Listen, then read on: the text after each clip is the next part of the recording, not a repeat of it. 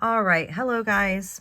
So like I discussed in class, I'm going to continue the reading of the White Stag. I'm going to finish up part 1, chapter 1 for you all on this recording. You guys can listen to this, and I just want you guys to write in your notebooks a narration, a written narration. You can do it as I'm reading if that's easier for you, or wait until the end of this reading and then write down your summary narration in there. So I'm going to pick up. I wasn't exactly sure where we left off, so I'm just starting here. I know it's pretty close to it, where Nimrod starts to speak to the people. Okay. Only old Nimrod was quiet and thoughtful. He had not touched food or drink, but listened intently to the talk of Honar and Magyar and answered their eager questions. When finally the merrymaking passed its peak, he walked slowly up the altar steps. He held up his hand, commanding silence. Then he began to speak. My people, you have seen the sunset on a day so portentous that it will be remembered long after we, who have been part of it, are dust and ashes. Before the pale white sister of the sun disappears behind the mountains, you will swear obedience to your new leaders, Hunar and Magyar. It is seldom that Hadar the powerful speaks as clearly as he has spoken tonight, so clearly that even a child can understand his words. All of you have seen and heard, and all of you will obey. There is one more thing you must know. Hunar and Magyar will tell you the story of their travels of 7 moons. It is the final proof that they were chosen to be your leaders. His 2 sons stepped up and stood by his side.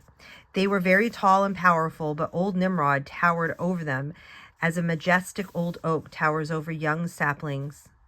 At the sight of their 3 gigantic figures, illuminated by the pale white light of the moon, a murmur of awe rose from the crowd. Then Hunar began his story. 7 moons ago, a miraculous white stag appeared on the crest of the hill. He was white as the driven snow and bigger than any stag ever seen by man. He waited until we were so close to him that we thought we could touch him with our hands. Then he spun around and leapt away as lightly as sunlight leaps over running water. His legs were slim as the branches of white birch, and he ran swifter than the wind. All night he ran through the forest and plains, across rivers and over mountains, and we rode after him as we had never ridden before. The hoofs of our horses never touched the ground. We soared over valleys and left mountains far below us. When morning came, the white stag stopped on the edge of a misty blue lake. As he stopped, our horses fell back exhausted. They stumbled and snorted and would not move again. The white stag pawed the ground where he stood and shook his antlers. Then he disappeared in the floating mist over the water. All that day we searched for him. We did not see him again. We only found the place where he had pawed the ground. There were 7 deep rifts in the ground, cut deep and wide as no living beast could cut them. And we saw that the blue lake was full of fish, the green meadows alive with rabbits, the forest around it teeming with deer and other big game. There were trees heavy with fruit, and the air was sweet with the breath of beautiful flowers. We saw that the land there would be room and food for all of us. We rested there for a short time, then started back. The white stag had led us there in one night. It took us 7 moons to come back again. While Hunar told his story, the listeners had left their fires and crowded closer and closer until they were standing in a tight ring around the altar. Now old Nimrod mounted to the very highest step, so close to the still smoking, glowing embers that he seemed enveloped in a red mist. His face was pale and haggard, and there was a far-seeing, piercing look in his eyes. In one hand he held his war club, in the other his bow and arrow. These he held out to his sons, who, kneeling before him, took them from his hands. Then he spoke. My work is done. Tomorrow you will go forth to lead your people toward the promised land. twin eagles of Hunar, and Magyar, go and fulfill the will of God. His eyes closed as he uttered these last words. Then, with a crash like that of a fallen tree, he fell on the highest step of the altar. The crowd gasped in horror. Women wailed. The children started to cry. But sounds of horror and mourning were drowned by a tremendous shout from the young warriors and hunters.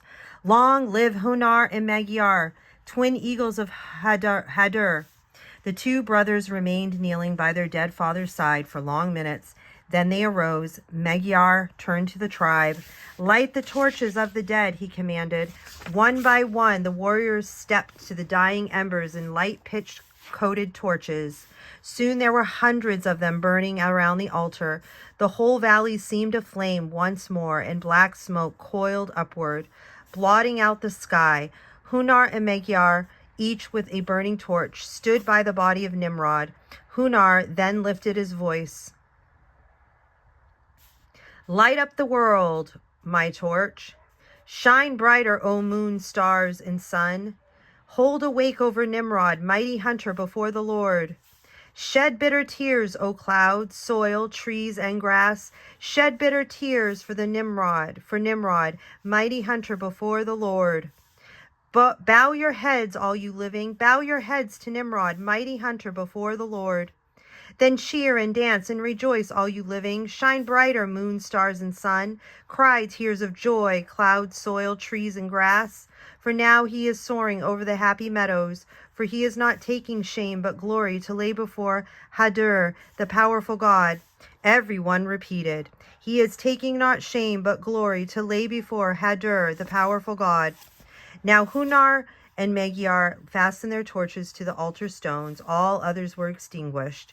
Magyar stepped forward and cried, Move the mountains, men! Move the rocks and the soil with your bare hands to build a mighty tomb for the mighty hunter. In the eerie light of the white moon and flickering torches, the immense task began. Men tore boulders from the mountainside and rolled them to the altar. Women and children carried clay from the river in their hands. Rocks were fitted together with the clay until they formed a gigantic mound over the altar, a mound shaped like an inverted cup, tapering toward the top and hollow inside. Finally, there was only a small opening on the top through which the glow and smoke of the torches poured. Only then did Hunar speak again. Go and rest, brothers, until the sun comes up. With the sun we shall go forth toward the west. The two brothers were left alone. They stayed by their father's grave for the rest of the night, watching the moon go down behind the hills, watching the first faint glow of a new day in the easterly sky. With the growing light came sounds of the awakening camp. Magyar roused himself out of his deep thoughts and touched his brother's shoulder. The tribe is ready. We must go now. The women came first, leading the children. Everyone had a flower in their hand. Silently they passed by the grave and dropped their flowers at its base.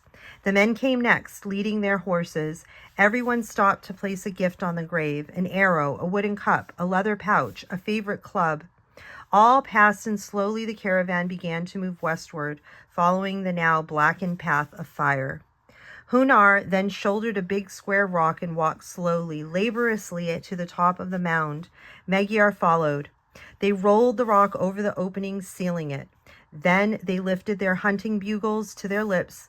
A proud, triumphant tune rent the still air and echoed from the mountains 1,000-fold, until its voice seemed to beat against the very sky. A bugle call of victory and the last tribute to Nimrod, mighty hunter before the Lord. Okay, guys, so that's the end of chapter 1. So I will see you guys in class this Tuesday. All right, blessings.